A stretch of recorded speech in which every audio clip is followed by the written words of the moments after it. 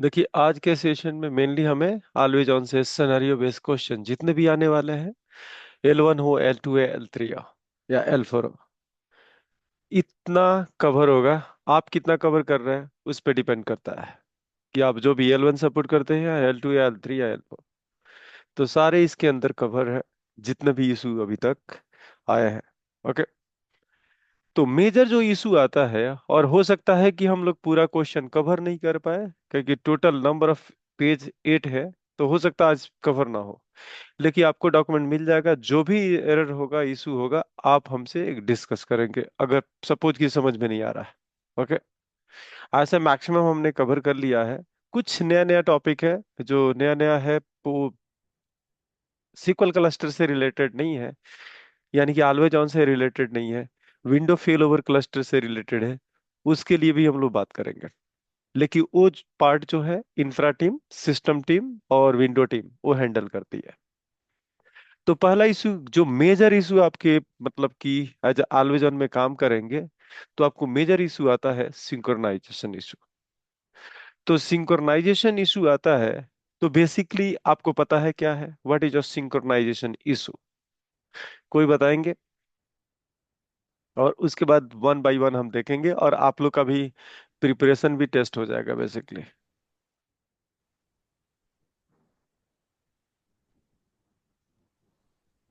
Sir जैसे synchronise एसिंक्रोनाइज है sir. मान के चलिए कि हमारे पास कोई डेटाबेस है। हम्म। प्राइमरी से हम सेकेंडरी में डेटा को मूव करा रहे हैं सर। हम्म। तो अगर हम एसिंक्रोनाइज मोड में रहेगा दोनों, सर्वर वन और सर्वर टू, हम्म। तो उसमें क्या है, डेटा लॉस मतलब सर्वर टू में डेटा लॉस हो जाता है सर।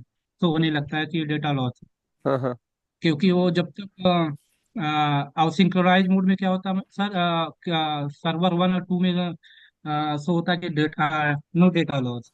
उसमें क्या होता है कि जब तक सेकेंड जब तक सेकेंड सर्वर पर हमारा प्राइमरी वाला डेटा नहीं जाएगा, तब तक वो सेकेंडरी सर्वर प्राइमरी सर्वर को सिग्नल नहीं देगा कि हमारे पास डेटा आ गया है। Okay okay. सर। ठीक है, ठीक है। और कोई बताएगा कि सिंक्रोनाइजेशन इशू क्या होते हैं? क्योंकि हमने सिंक्रोनाइजेशन इशू बहुत फिक्स किया है, और पिछले सेशन भी फिक्स किया था, इनिशियल में भी फिक्स किया था। सागर, ये सिंक्रोनाइजेशन इशू क्या होता है, बताओगे?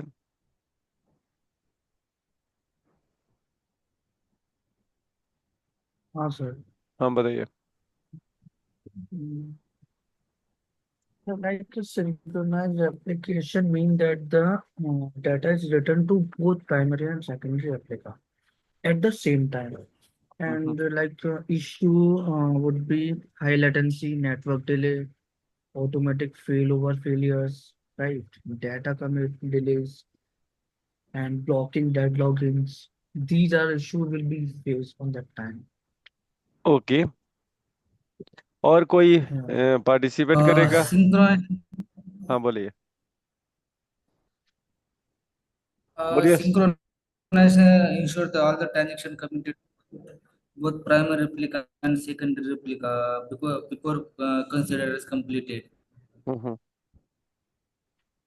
So basically, I saying like a synchronization, it means both, like a multiple whatever replica are there, its data should be like available into the all replica node. Is this right?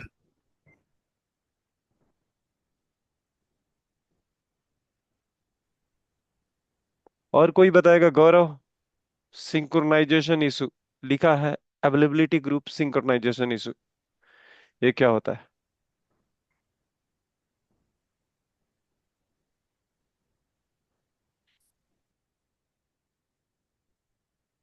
Sir अगर सिर्फ synchronisation का अगर बोले तो there is no coordination between the devices so that the data didn't get synchronized between two or there is some errors or inconsistent. Okay, great. Yes. Synchronization issue क्या है? What is a synchronization issue? Sir synchronization issue sir, जब data कभी भी अपनी सही form में arrange नहीं होगा था।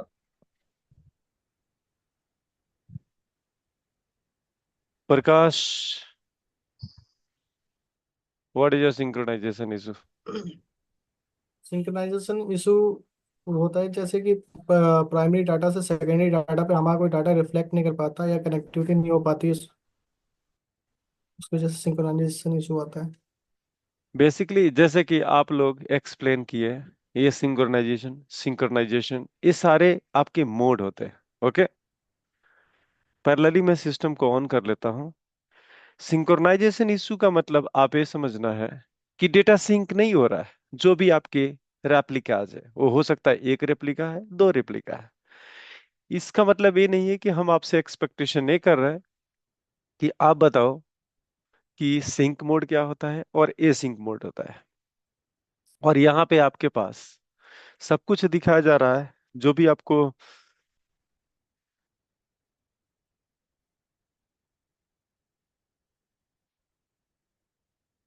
तो हम लोग जो यहाँ पे शेयर कर रहे हैं, इसमें आपको डायरेक्टली मैं स्क्रीन शेयर पे रखा ही हूँ, जिससे आपको लिखा हुआ है secondary replica not synchronizing, synchronizing instead of synchronize. Basically primary आपका जो भी रेप्लिका है, उस रेप्लिका से जितने भी आपके रेप्लिका है उस पे डेटा सिंक्रोनाइज सिंक नहीं हो रहा है। यानी आपने प्राइमरी पर डेटा राइट कर दिया लेकिन सेकेंडरी पे नहीं गया। इसको बोलते हैं आपका सिंक्रोनाइजेशन इशू। ओके, और सिंक्रोनाइजेशन इशू का रूट कॉज क्या होता है? जैसे हम लोग बात करें कि नेटवर्क नेटवर्क लेटेंसी, इंटरप्शन। अब नेटवर्क लेटेंसी क्या होता है? अब मैं एक भी और भी कर सकता हूं कि जैसे नेटवर्क ब्रेक हो गया और ब्रेक होने के बाद नेटवर्क आ भी गया, लेकिन उसके बाद भी आप देखे होंगे कि डेटाबेस का स्टेटस यानी कि रिज्यूम स्टेट में वहां पे पड़ा हुआ है, सस्पेंड में पड़ा हुआ है। और सस्पेंड में पड़ा हुआ है तो उसको आप क्या करते हैं? आपका फिक्सिंग क्या होता है? अगर कोई डेटाबेस है सिंक नहीं हो रहा है, यानी कि प्राइमरी पे तो डेटा राइट हो रहा है। मैं अभी एग्जांपल दिखाता हूं जिससे आपको पता लग जाएगा। बेसिकली ये सर्वर ऑफ हो गया है, सारे को ऑफ करते हैं।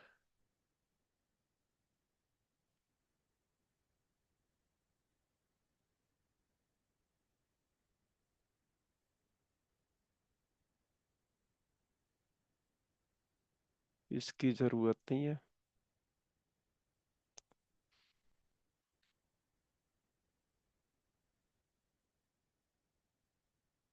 आपको ये ध्यान देना है कि अगर कंपनी पूछता है कि सिंक्रोनाइजेशन के, हेलो,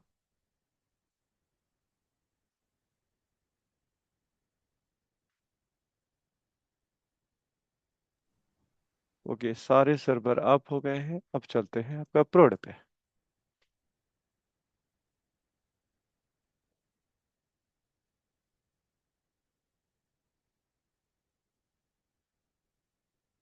ये डॉक्यूमेंट आप लोगों को शेयर कर दूंगा। जो भी कंसर्न होगा, इशू होगा, आप देख ले। पहले तो आप गो थ्रू करेंगे डॉक्यूमेंट को, जो भी समझ में नहीं आ रहा वो पूछेंगे कि क्या इशू है।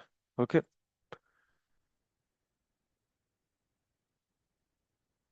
प्रोड को मैं कनेक्ट करता हूँ, क्या सिचुएशन है। ओके, ओके, आपका डाउन है क्लस्टर। फेल ओवर क्लस्टर में देखते हैं कि क्या कंडीशन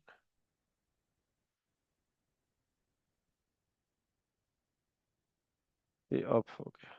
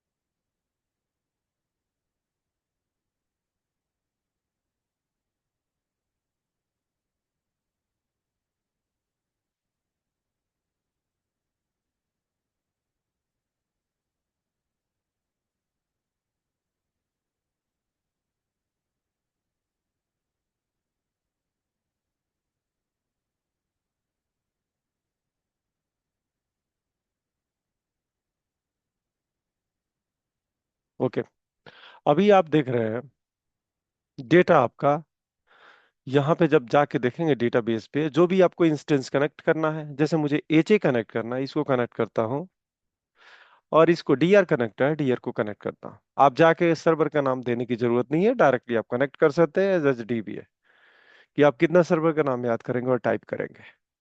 तो मैंने कनेक्ट कर लिया। अब यहाँ पे डेटाबेस का थोड़ा स्टेटस की बात करें, यहाँ लिखा है क्या, सिंक्रोनाइज। ओके, इस डेटाबेस पे डीआर पे जाते हैं तो ये सिंक्रोनाइजिंग लिखा हुआ है। दोनों में डिफरेंस आपको दिख रहा है। और एक छोटा सा स्टेप करता हूं मैं, इस प्राइमरी पे जाता हूं। ओके, न्यू क्वेरी करता हूं, जो भी ऑलवेज ऑन का डेटाबेस है उसको मैं रोकता हूं। Alter database,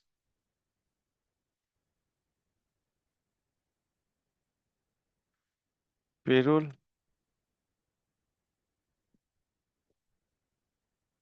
dB.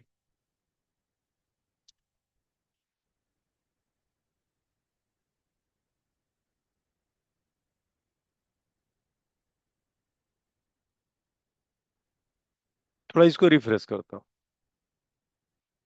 ओके, अभी एक और भी बात करता हूं, मैं डेटा इस पे इंसर्ट करूंगा जो ऑलवेज ऑन के अंदर है।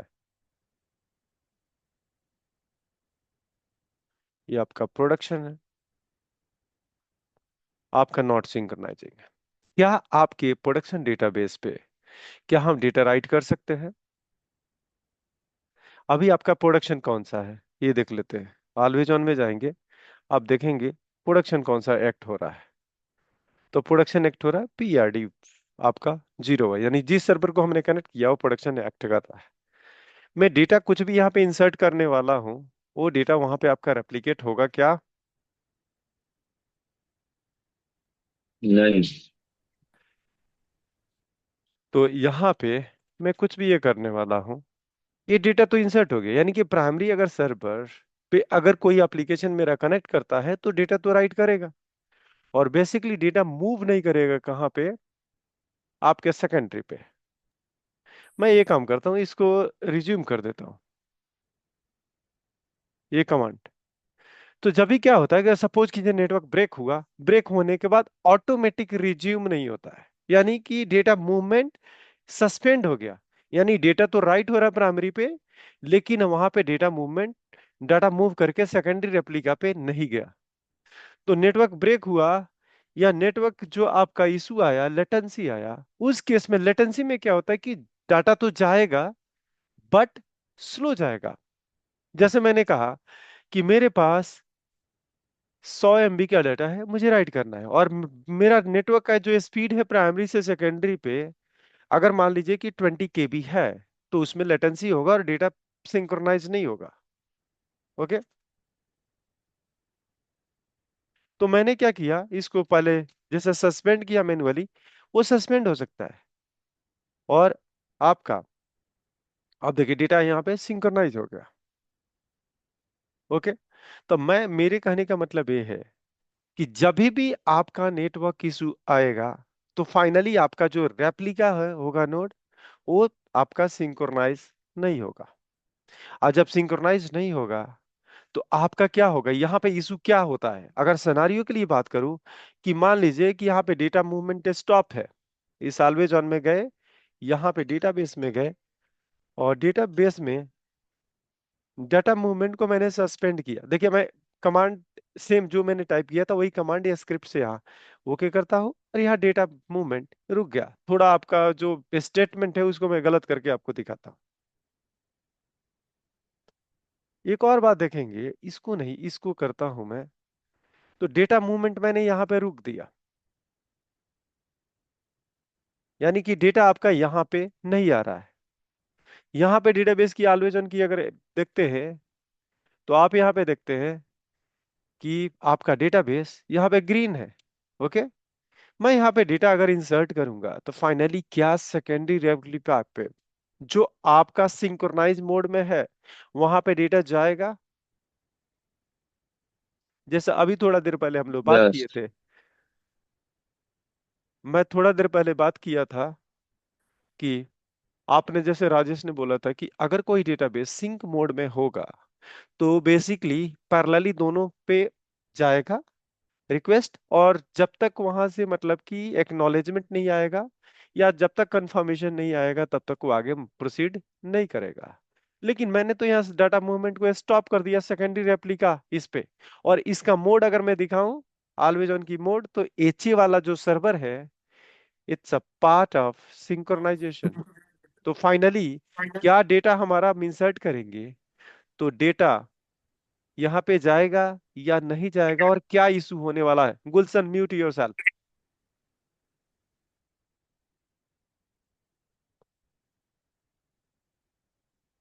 राजेश, समझ में आया कि डेटा मूवमेंट मैंने बंद कर दिया, और आपके हिसाब से मैं अगर चलूं तो बेसिकली ये डेटा नहीं जा रहा, जाना चाहिए, क्या कि वहां डेटा मूवमेंट क्या हो गया है, स्टॉप हो गया है।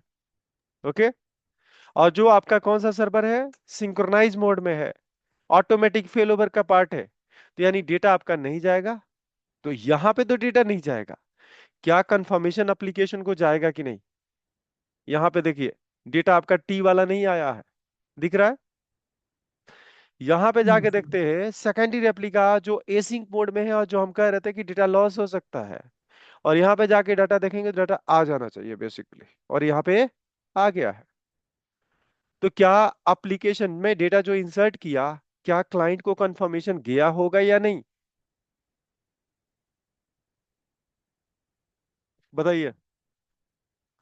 जो आपने डेटा राइट किया, कंफर्मेशन तो गया होगा। हमने कहा था सिंक मोड में, लेकिन यहाँ पे तो डेटा मूवमेंट सिंक है, स्टॉप किया गया है, सस्पेंड किया गया है, जो हमने कमांड चलाया था। ओके। आपका एचए वाले सर्वर पे मैंने इसको डाटा मूवमेंट को स्टॉप किया था, आपको याद होगा। राइट क्लिक किया था, डेटा मूवमेंट, यहाँ सस्पेंड का ऑप्शन आ रहा था। अब आपका रिज्यूम का आ रहा है। जब रिज्यूम करेंगे तो क्या होगा, alter database set H A D R A resume होगा, स्टार्ट होगा डेटा मूवमेंट। ओके। तो मैं स्क्रिप्ट आपको दिखाता हूँ, सिंपल से कुछ नहीं करना है। यहाँ पे देखिए क्या चला रहा है। इसको मैंने स्टार्ट किया और डेटा की जाके चेक करेंगे, you will be getting a data here. थोड़ा सेकंड की बात। ये कौन सी डेटाबेस है, तो फाइनली डेटा एसिंक हो जाएगा। ये हमने कमांड चलाया था कि नहीं, हमने चलाया होगा, तो डेटा यहाँ पे आ जाना चाहिए। यानी कि हमने फिर से यहाँ पे जाते हैं और देखते हैं क्या सिचुएशन है डेटाबेस का। यहाँ पे गए, अल्टर डेटाबेस, ये आई थिंक अभी तक रिज्यूम ही है, मतलब कि सस्पेंड में ही है।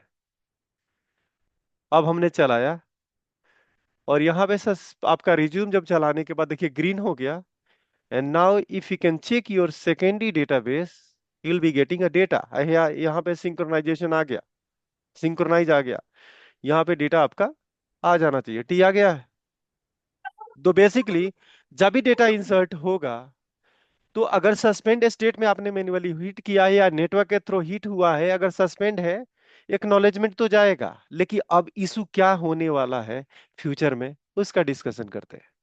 आपने डेटा यहाँ पे इंसर्ट किया, डेटा मूवमेंट नहीं हुआ, यानी कि इसको ट्रांजेक्शन को उसको रखना है, एक्टिव रखना है, कि मुझे जब भी सर्वर अप आएगा, जब भी सस्पेंड वहां रिज्यूम में कन्वर्ट हो जाएगा या अप आएगा, तो मुझे डाटा को भेजना है। यानी यहाँ पे लॉग साइज बढ़ेगा, लॉग साइज बढ़ने के बाद जो भी इसकी लॉग ड्राइव होगी, बेसिकली प्रॉपर्टीज में मैं जाऊं, फाइल में जाऊं, जहां पे लोकेट कर रहा है मेरा लॉग ड्राइव, इस पाथ पे, सी ड्राइव पे, तो ये फुल हो जाएगा। ओके। और जब फुल हो जाएगा तो यहाँ पे डेट आपका क्या हो जाएगा, सर्वर डाउन भी हो सकता है, डेटाबेस करप्ट भी हो सकता है। आपको समझ में आया। अब मैंने कहा कि आप क्या करेंगे, डाटा मूवमेंट रुक गया, सेकेंडरी रेप्लिका बंद हो गया, तो प्राइमरी क्या करेगा, उसको सेव करके एक्टिव करके ट्रांजेक्शन को प्राइमरी सर्वर पे वो रखेगा। ओके। और जब प्राइमरी सर्वर पे रखेगा तो प्राइमरी सर्वर पे स्पेस नहीं होगा, सफिशियंट स्पेस, तो क्या हो सकता है, डेटा रिकवरी मोड में जा सकता है। क्लियर। और ये सिचुएशन कहीं भी आ सकता है, ये नॉर्मल ऑलवेज ऑन की बात नहीं कर रहा हूं। अगर मान लीजिए कि एक नॉर्मल डेटाबेस है, उसमें डेटा राइट हो रहा है, और आप उस डेटा को, जैसे मान लीजिए कि बैकअप लेते हैं, तो क्या होता है, जो भी इनएक्टिव डेटा वो खत्म हो जाता है, और आपका क्या होता है, लॉग फाइल छोटा हो जाता है, श्रिंक हो जाता है। तो जब भी लॉग, जहां पे एलडीएफ फाइल होगी और एलडीएफ फाइल को स्पेस नहीं होगा, तो ट्रांजेक्शन चलेगा आप डेटा इंसर्ट करेंगे, डेटा इंसर्ट होगा? बेसिकली नहीं होगा। ओके। तो फाइनली आपका एक चीज ये पूरा फॉल्स हम हो गया यहाँ पे कि अगर आपने मैन्युअली ये स्टॉप किया है, नेटवर्क थ्रो स्टॉप हुआ है, तो सेकेंडरी रेप्लिका पे डेटा नहीं जाएगा और कंफर्मेशन एंड यूजर को जाएगा, उसका वेट नहीं करेगा। नॉर्मल वे में एक्नॉलेजमेंट का या कंफर्मेशन का वेट करेगा। लेकिन जब भी डेटा मूवमेंट हो स्टॉप हो गया, सर्वर ही गायब हो गया, मैं कहूं कि एक एग्जांपल लेता हूं कि प्राइमरी सर्वर डाउन, प्राइमरी नहीं सेकेंडरी डाउन हो गया, तो आपके हिसाब से तो ऑलवेज ऑन चलेगा नहीं, क्योंकि कंफर्मेशन तो मिलने वाला है नहीं। ओके। तो इस बात को आप ध्यान रखना है। क्लियर हुआ क्या? Clear sir, clear. चलिए, तो ये हो गया सिचुएशन। यहां पे देखिए ये सारे मोड होते हैं, नॉट सिंक्रोनाइजिंग, सिंक्रोनाइजिंग और सिंक्रोनाइज। आप तीनों का मतलब आप लोगों को पता है। नॉट सिंक्रोनाइजिंग, डेटा अगर सिंक्रोनाइज है तो नहीं है। सिंक्रोनाइजिंग इसका मतलब ये है सिंक्रोनाइज हो रहा है। सपोज कीजिए, जैसे मैंने बात किया कि मेरी स्पीड डेटा सेंड करने का सेकेंडरी रेप्लिका पे 10 KB का स्पीड है या 1 Mbps का स्पीड है, और 1000 MB डाटा आया, तो 1 सेकंड में तो भेजेगा नहीं, वो तो अपने स्पीड से ट्रांसफर करेगा। तो उस केस में आपका सिंक्रोनाइजिंग स्टेटस हो जाएगा। सिंक्रोनाइज का मतलब पूरी कंप्लीटली डेटा क्या है, प्राइमरी से जो भी आपका सेकेंडरी रेप्लिका है जिसका मोड सिंक्रोनाइज है, इट मींस आपको समझना है कि डेटा सिंक है। क्लियर? ये वाला जो हमने आपको बात किया था, send queue size, redo queue size, ये आप डैशबोर्ड में देख चुके हैं। ओके। वहां कॉलम ऐड करेंगे और कॉलम ऐड करने के बाद आपको पता लग जाएगा कि कितना आपको डेटा सेंड करना है प्राइमरी से, जितने भी रेप्लिका है उसमें। ठीक है। कभी कभी आप देखे होंगे कि फेल ओवर करने जाते हैं। ओके। फेल ओवर करने जाते हैं, फेल ओवर कभी 1 सेकंड में हो जाता है, कभी फेल ओवर 5 मिनट भी लग सकता है। तो इसका मतलब कि मेन इशू होता है कि अगर आपके पास इंफ्रास्ट्रक्चर नहीं है, जैसे मान लीजिए रैम, सीपीयू किसी और ट्रांजेक्शन में बिजी है, किसी और ट्रांजेक्शन को काम कर रहा है, और उस समय आप फेल ओवर करेंगे, तो बेसिकली क्या होगा, टाइम अधिक लगेगा और हो सकता है फेल ओवर हो भी नहीं। जैसे मान लीजिए कि एक एग्जांपल लेता हूं कि डेटा में अपडेट किया, अपडेट लगा हुआ है, और उसी में आप क्या कर रहे हैं, क्या जैसे प्राइमरी रेप्लिका पे एक अपडेट कमांड लगाए हैं और पूरे डेटा की साइज 100 GB। ओके। एक टेबल की साइज 100 GB है, अपडेट लगाए हुए हैं, और उधर जाके सेकेंडरी पे कर रहे fail over, fail over, fail over. क्या होगा कि जब तक वो ट्रांजेक्शन कमिट नहीं होगा, जब तक डाटा वो सिंक नहीं होगा, तब तक वो फेल ओवर नहीं करेगा। समझ में आया? तो ये आपको देखना है कि कभी कभी आपको लगेगा फेल ओवर में टाइम लगेगा, कभी कभी आपको लग रहा है कि फेल ओवर होगा भी नहीं। जैसे मैंने कहा कि 100 GB का एक टेबल है, उस टेबल में मुझे सैलरी जैसे इंक्रीमेंट का टाइम है, सबको 10% इंक्रीमेंट देनी है, मैंने अपडेट कमांड लगा दिया है, और उसी समय एक बंदे का रिक्वेस्ट आ रहा है एकदम डायरेक्टली इस सर्वर फेल ओवर करो, तो कोई डीबीएच दूसरे सेकेंडरी को कनेक्ट किया और फेल ओवर के लिए स्टार्ट कर दिया, तो उसको फेल ओवर होगा नहीं, कि जब तक वो डेटा फाइनल कमिट नहीं होगा तब तक आपका फेल ओवर नहीं होगा। क्लियर? अगर नेटवर्क कनेक्टिविटी की इशू आती है तो आप एरर लॉग जाके चेक करेंगे। एरर लॉग चेक करने के लिए आपको पता है, आप दो तीन तरीके से सीक्वल सर्वर की एरर को आप गो थ्रो कर सकते हैं। तो मैं आपको एक तरीका बता देता हूं कि यहां पे आप जाएंगे, यहां पे करेंगे SP_रीड error log. Error log spelling थोड़ा गड़बड़ है। ओके। यहां पे करना है एग्जीक्यूट। करंट लॉग को पढ़ने के लिए 0,1 करेंगे, 0,1 करंट लॉग।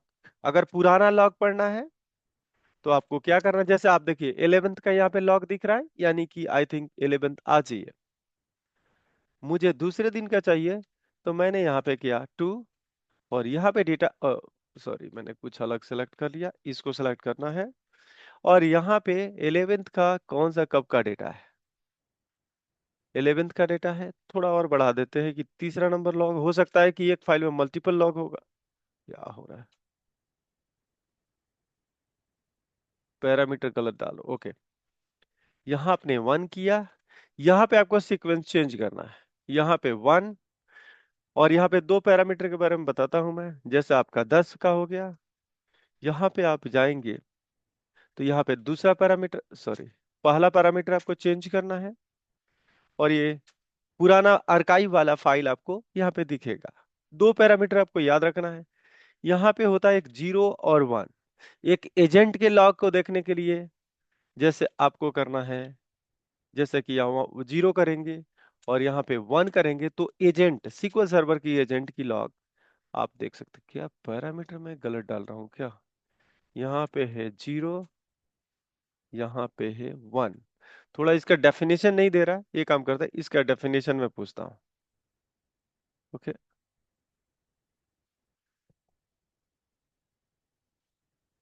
इसका डेफिनेशन के लिए पैरामीटर मुझे चाहिए कि पहला एजेंट का होता है या पहले सीक्वेंस लॉग का होता है, वो थोड़ा आपको बता दो। Okay, sp underscore read error log, ये वाला 0 एंड 1, ये पता लग जाएगा। SQL सर्वर लॉग के लिए आपको एजेंट के लिए आपका होता है यहाँ पे agent log first and 2 and file indicate database starting. Okay, ये भी डिटेल अच्छा नहीं दिया।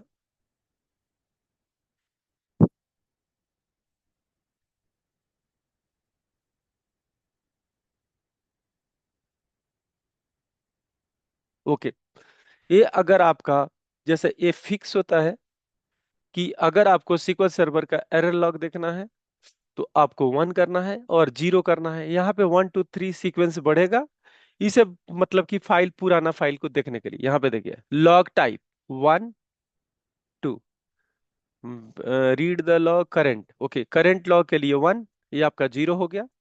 आर्काइव पुराने वाले का जैसे 1 2 3, जो कुछ भी आप डाल सकते हैं। ओके, यहाँ पे देखिए लॉग टाइप 1, एरर लॉग के लिए आपको क्या कुछ डालने की जरूरत नहीं है, और 2 के लिए आपको एजेंट के लिए डालना है। ओके, तो अगर 2 डालेंगे तो एजेंट का लॉग दिखाएगा, और 1 आपको कुछ भी नहीं डालेंगे तो SQL सर्वर का लॉग आएगा। तो ये आप ऐसे चला के देख सकते हैं 0 1। ये जो शुरू में लिखा है फिल्टर करने के लिए लिखा है कि कोई डेटा आपको स्पेसिफिक लॉग पढ़ना है। जैसे मान लीजिए मुझे किसी पार्टिकुलर लॉ के बारे में मुझे देखना है, और यहाँ पे सर्च किया एरर, एरर कहाँ कहाँ आया हुआ है, तो यहाँ पे आप सर्च कर सकते हैं। ओके, अगर मैं यहाँ पे लिखता हूँ जैसे ए जी, ए जी कुछ लिखता हूँ, ए जी कहीं पे आ रहा है क्या, तो उसका लिस्टिंग यहाँ पे आ जाएगा। सपोज कीजिए कि मुझे कुछ भी ऐसे फाइंड आउट करना, नॉर्मल अगर एग्जीक्यूट करना है तो आप देख लिए पूरा A to Z आ जाएगा। मुझे अगर चाहिए कि मास्टर डेटाबेस कहाँ कहाँ लिखा है या स्टार्टिंग कहाँ लिखा है, मुझे पता करना है। स्टार्टिंग यहाँ लिखेंगे, स्टार्ट भी लिख देंगे, तो उससे कोरिलेटेड जितने भी आपके वर्ड होंगे इस लॉग में वो आपके सामने आ जाएंगे। देखिए starting master database, model database, resource, सारे लिस्टिंग आ जाएंगे स्टार्टिंग से। तो ये फिल्टर कंडीशन, ये तो हो गया आपका कमांड से। ओके, अगर आपको नॉर्मल आपको जाना है तो उसमें और भी कोई इंजीनियरिंग का काम नहीं, मैनेजमेंट पे क्लिक करना है। मैनेजमेंट पे जाने के बाद लिखा है SQL सर्वर लॉग, तो इसका करंट लॉग का मतलब 0 है, और अगले लॉग के लिए 1 2 3 4 5 आपको डालना है। जैसे इसको लॉग देखनी है तो इसको ऐसे फिल्टर कर सकते हैं विजार्ड से। अगर किसी स्पेसिफिक को फिल्टर करना है तो यहाँ पे जाके डायरेक्टली आपको जो भी टेक्स्ट आपको डालना है, जैसे मैंने कहा था स्टार्टिंग लिखना है, तो स्टार्टिंग को अप्लाई फिल्टर करेंगे, केवल वही डेटा आपको यहाँ पे दिखाएगा। तो आप वहां यहाँ पे विजार्ड से कर रहे हैं और वहां पे कमांड से कर रहे हैं, कोई डिफरेंस नहीं है। अगर मुझे सारे में से चेक करना है तो मैं सबको सेलेक्ट किया और फिल्टर कर दिया स्टार्टिंग, तो सारे में से जितना भी स्टार्टिंग है उसका लिस्टिंग यहाँ पे आ जाएगा आपको। ओके, तो यहाँ पे आप एक एक फिल्टर कर सकते हैं। दूसरा बात, अगर आपको एजेंट का लॉग देखना है तो यहीं पे आप क्लिक किए थे तो आप देखे थे नीचे आपका SQL एजेंट का लॉग भी था, तो इसको अनचेक करूंगा। अब SQL एजेंट में भी वही फॉर्मूला है, यहाँ पे दूसरा है, और आप किसी एक पार्टिकुलर एक लॉग को पढ़ना है तो आपको करंट मतलब 0 वाला, तो 0 में एजेंट का इतना ये एरर है, 1 में ये है, 2 में ये है, अगर कुछ फिल्टर आपको करना है, जैसे मैं लिखने वाला हूं यहाँ पे नोड, नोड PRD01, अप्लाई किया, ओके किया, तो ये नोड PRD जितने भी होगा आपका फिल्टर आउट हो जाएगा। या डायरेक्टली तरीका ये है कि आप यहाँ पे एजेंट पे जाएंगे, एजेंट पे एरर लॉग पे जाएंगे, और ये वाला जो आपका है, ये जो आप व्यू करेंगे तो ये एजेंट का लॉग ही होता है। ओके, तो आप इस तरीके से लॉग आप जाके चेक कर सकते हैं। यहाँ पे कोई दिक्कत है? ओके, तो आपको ये पता लग गया कि आप मेन डाटा सिंक नहीं हो रहा है सेकेंडरी पे, तो मल्टीपल रीजन हो सकता है। कि मैनुअल ये हो सकता है कि मैनुअली आपका डेटा, यानी कि नेटवर्क ब्रेक हो गया है। इनसफिशियंट अगर आईओ हो जाए, आईओ समझ रहे हैं, इनपुट आउटपुट, इसका मतलब कि मैं एक एग्जांपल लेता हूं, प्राइमरी पे डेटा राइट करने के लिए मेरे पास एसएसडी है, और सेकेंडरी पे जो डिस्क है वो हार्ड डिस्क है। तो डेटा का स्पीड यहाँ पे तो राइट हो जाएगा फास्ट में, वहां पे स्लो आ जाएगा। तो उसमें आपका क्या होगा कि थ्रूपुट जो होगा स्लो हो जाएगा, और वहां पे जब डेटा आपका सेकेंडरी पे रेप्लिकेट होने में दिक्कत होगा और रेप्लिकेट होने में टाइम लगेगा, तो उस केस में मार्क हो जाएगा database as a not synchronize. Okay, large transaction log growth हो जाएगा तब, जैसे मैंने बात किया था कि मेरे पास 100 GB का डाटा है, उसको मैंने अपडेट किया। मान लीजिए कि मैं एक सैलरी बढ़ा रहा हूं, तो 25% पूरा डेटा का है, तो 25% डेटा को आपने अपडेट किया, यहां पे तो अपडेट हो गया, और यहां से आपका सेंड होने में टाइम लग रहा है। रिसोर्स बोटलनेक आपको बता दिया था कि अगर मैं फेल ओवर करूं और उस समय रिसोर्स अगर कंज्यूम हो रहा है, जैसे मान लीजिए कि एंटीवायरस चल रहा है, या थर्ड पार्टी कोई एप्लीकेशन चल रहा है, या बैकअप के लिए भी थर्ड पार्टी एप्लीकेशन चल रहा है, या कुछ ऐसे आपने कुछ टूल बनाया है जो आपके लोकल बैकअप को उठा के कॉपी करके आपके प्रोडक्शन पे लेके जा रहा है, तो उस केस में आपका इशू ये हो सकता है, रिसोर्स कंजम्पशन हो सकता है, और उस केस में आपका हो सकता है फेल ओवर करने में आपको टाइम लग जाए। आगे बात करते हैं कॉन्फ़िगरेशन इशू। जैसे मान लीजिए कि एंड पॉइंट आपने कॉन्फ़िगर किया है, जिसको बोलते हैं यहां पे इसी एंड पॉइंट को बोलते हैं HADR एंड पॉइंट, मिररिंग में उसको बोलते हैं आपका मिररिंग एंड पॉइंट। ओके, तो HADR एंड पॉइंट जो आपने बनाया है, ओके, वो आपका कॉन्फ़िगरेशन गलत है। हो सकता है कि आपने फायरवेल में, जैसे हम लोग फायरवेल तो ऑफ कर दे रहे हैं, जो बेसिकली ये बेस्ट प्रैक्टिस नहीं है। आपको क्या करना पड़ेगा, उसमें इनबाउंड में जाके वो फायरवेल का जो 5022 आपका जो मिररिंग का जो पोर्ट है, उसको आपको इनेबल करना पड़ेगा। कभी कभी हो सकता है कि आपको कनेक्ट करने का परमिशन नहीं है, जैसे परमिशन इनसफिशियंट हो, जो अकाउंट आपका वो कनेक्ट कर रहा है, जो डेटा ट्रांसमिट करता है अनदर सर्वर पे, तो उस केस में भी आपका इशू आ सकता है। ये लिसनर, एक बात करते हैं, अवेलेबिलिटी ग्रुप लिसनर, जो लिसनर के बारे में थोड़ा बात कर लेते हैं, जिसे आप सपोज कीजिए कि एक लिसनर पहले क्या होता है, मैंने आपका उसको डिटेल कंप्लीटली नीचे रखा हुआ है। मैं भैया,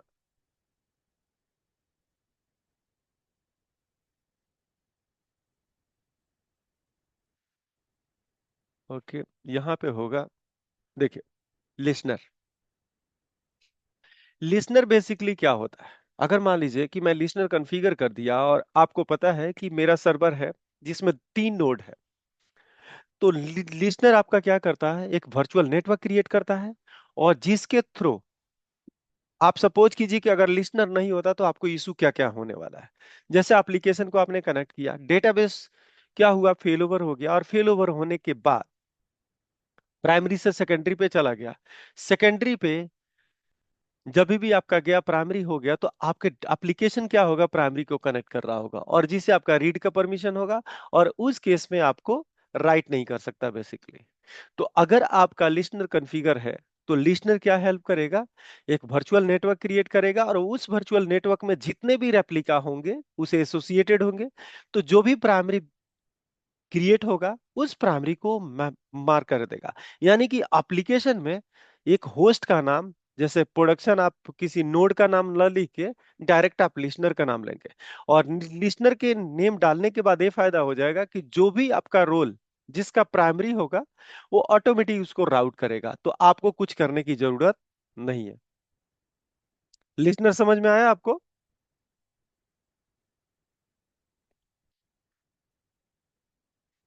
अगर एग्जांपल ले तो जैसे कि आप सुने तो होंगे सर इसका सेटअप, लिसनर का सेटअप भी तो होता होगा ना सर, करना पड़ेगा। उसके लिए वर्चुअल नेटवर्क चाहिए ना।